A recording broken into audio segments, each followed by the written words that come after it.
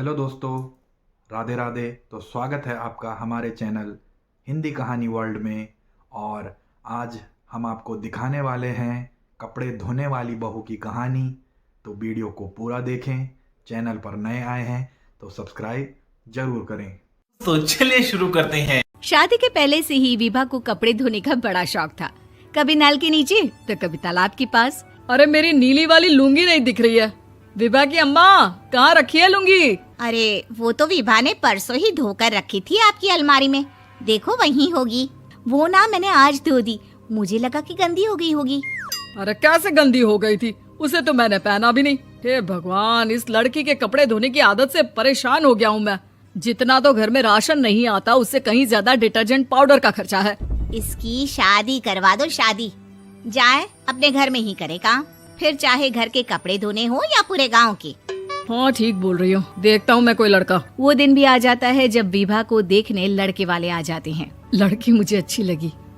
होने वाली सास कहती है, बेटी अगर कुछ पूछना है तो पूछ लो। वैसे तो हमारी लड़की बहुत ही शर्मीली है, जो बोल दो वो मान लेती है, इसे क्या पूछना होगा। अरे कैसी बात कर रही हो माँ, मुझे इन लोगों के घर रहना है, सवाल तो कई है। हाँ हाँ बेटा, पूछ लो ना, क्या पूछना है। आप लोगों के घर कपड़े कौन धोता है? सास का मुंह बन जाता है। देखो, अगर तुम ये कहना चाहती हो कि तुम्हें कपड़े धोने नहीं आते तो सुन लो, कपड़े मैं ही धोती हूँ, लेकिन तुम्हारे आ जाने के बाद मैं रुमाल तक नहीं धोऊंगी। अरे चुप रहना भाग्यवान, बहू बेचारी घर आई नहीं, उसे डराना शुरू कर दिया। वो क्या है ना बिटिया, अभी तक तो ये कल्लू की माँ ही धोती थी, लेकिन अब तुम्हारे पापा तो दहेज में वॉशिंग मशीन देंगे ही। तभी विभा की माँ बोल पड़ती है, सवाल भी पूछा तो क्या। वैसे भाई साहब, मशीन की तो फिर भी कपड़े धोने की कैपेसिटी होती है। मतलब जो बिटिया दे रहे हैं ना विभा, इसे कपड़े धोने का बहुत शौक है। ये आप लोगों के क्या, आस पड़ोस गांव मोहल्ले सबके कपड़े धो दे और उफ तक ना करे। बाहर देखा नहीं आपने कितने कपड़े सूख रहे हैं?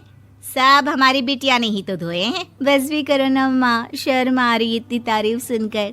और तो और एक दाग निकाल कर दिखाओ तो मान जाओ। हाँ अच्छा अच्छा, माफ करना बेटा, मैंने गलत समझा।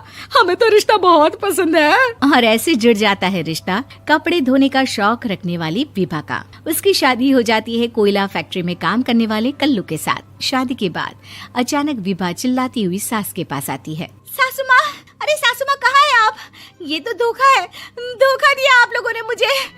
इस ससुर के चक्कर के बारे में पता चल गया। अरे तो उसमें तुझे क्यों धोखा मिला है? अरे नल में पानी नहीं आता, कपड़े कैसे कब धुलेंगे? अच्छा अच्छा, तू पानी नहीं आ रहा उसकी बात कर रही है। तो आपने क्या सोचा? कुछ नहीं। अच्छा हाँ, तेरी माँ ने कहा था कि कपड़े धोने का शौक है तुझे, याद आया मुझे। शौक शौक बोलकर कपड़े धोने वाले मेरे जुनून को कम ना आके सासू माँ, कपड़ा धोना मेरा गुरूर है। तभी पति भी वहाँ आ जाता है। अभी अभी मैंने इसे सनी देओल की फिल्म दिखाई है, उसी के डायलॉग मार रही है माँ। अच्छा सुन, साफ साफ बता रही हूँ, पानी सुबह 4 से 6 और शाम को 10 से 12 आता है, समझी? विभा टाइमिंग सुनकर हैरान हो जाती है। ये क्या भूतों का मोहल्ला है? सुबह 4 बजे उठकर कौन कपड़े धोता है? 4 बजे टंकी में पानी जाता है, फिर सारा दिन धोना ना, किसने मना किया? अरे कैसी बात कर रही हैं? 200 लीटर की टंकी में कितने कपड़े धो लूंगी मैं? सुबह ही उठ जाऊंगी मैं। अब क्या था, विभा सुबह 4 से लेकर रात के 12 बजे तक कपड़े ही धोती रहती। एक रोज सास पड़ोस से निकलकर कहीं जा रही होती है कि साथ वाली कहती है, हाँ कल्लू की माँ, जरा ये बताओ कि 2 साड़ी है, 2 ब्लाउज और एक पेटीकोट और एक नाड़े वाला लंबा कच्छा। हाँ तो? अरे तो क्या, कितना लोगी धुलाई ये बताओ। धोबन दिख रहे हैं हम क्या? हमारे पति सरकारी नौकरी से अभी अभी रिटायर हुए हैं और बेटा सुपरवाइजर है कोयला फैक्ट्री में। धोबन समझ रखा है हमें। हाय रे कल्लू की अम्मा, माफ कर दो, वो तो मोहल्ले में यही सब बता रहे थे कि तुमने बहू को कपड़ा धुलवाने के काम में लगा दिया है। सास को पड़ोसन की बात सुनकर गुस्सा आ जाता है। वो घर पहुंचती है जहां घर के बाहर ही इतने सारे कपड़े सूख रहे होते हैं जितने कि किसी धोबन के घर पर। अरे ओ कल्लू की दुल्हन, बाहर निकल। माँ जी यहीं आ जाओ, बाथरूम में चादर धो रहे हैं हम। अरे अभी हम धोते हैं, तुमको बाहर निकलो। ये आस पड़ोस वाले बोल रहे हैं कि हम बहू से कपड़े धुलवा धुलवा कर उसे कपड़ा धोने वाली बना दिए हैं। अरे छोड़ो ना माँ जी, किन लोगों की बातों में आती हो? आस पास के लोगों का तो काम ही होता है कि वो किसी तरह सास बहू को लड़ा दे। बहू सारे घर के कपड़े धोती है, ये क्या कम है? बोलिए। सास को भी लग जाता है कि वो बहू का ये सनकीपन नहीं छुड़वा सकती, इससे अच्छा है कि खुद ही चुप हो जाए। एक रोज सास और बहू मंदिर जाते हैं, जहाँ सास की साड़ी वहाँ खड़ी भीख मांगने वाली से मिलती है। माँ जी क्या बात है, आपकी साड़ी उस भिखारन से कितनी मिल रही है ना? हाँ हाँ देखो तो, दोनों की साड़ी मिल रही है। क्या बात है कल्लू की अम्मा, तुम खुद को तो अफसर की बीवी बताती हो और ऐसी सिंपल सी प्लेन साड़ी पहनकर घूमती हो। सिंपल और प्लेन नहीं है ये साड़ी। तो क्या सोने के धागे से फूल बने हैं? कुछ भी सासू माँ, कुछ भी। हाँ बने थे इस साड़ी में सोने के धागे से फूल। मेरे पति लेकर आए थे मद्रास से स्पेशली मेरे लिए 10,000 की। ताहे भाई साहब इस भिखारन के लिए भी सेम टू सेम साड़ी लेकर आए होंगे 10,000 की। सास उस वक्त तो कुछ नहीं कहती, लेकिन बहू के साथ घर आती है और अलमारी से एल्बम निकाल कर लाती है। ये साड़ी देख रही है, ये वही साड़ी है जिसे मैंने अभी पहना था।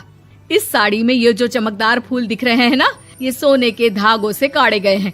लेकिन तू लोकल वॉशिंग मशीन ब्रश से घिस घिस कर सारे फूलों को निकाल कर साड़ी प्लेन कर दी। मुझे माफ कर दीजिए सासू माँ। और तो और, जब मैंने तुझे तेरी गलती के लिए कुछ नहीं कहा, लेकिन तूने तो सबके सामने मेरा मजाक ही बना दिया। क्यों? बहू को समझ में आ जाता है कि अब से उसका कपड़े धोना बंद। दोस्तों, कहानी को अंत तक देखने के लिए आपका बहुत बहुत धन्यवाद। उम्मीद है आपको ये कहानी पसंद आई होगी। वीडियो पर लाइक शेयर जरूर करें और कमेंट भी जरूर करें। मिलता हूँ मैं आपसे अगली कहानी में, तब तक के लिए जय श्री राम।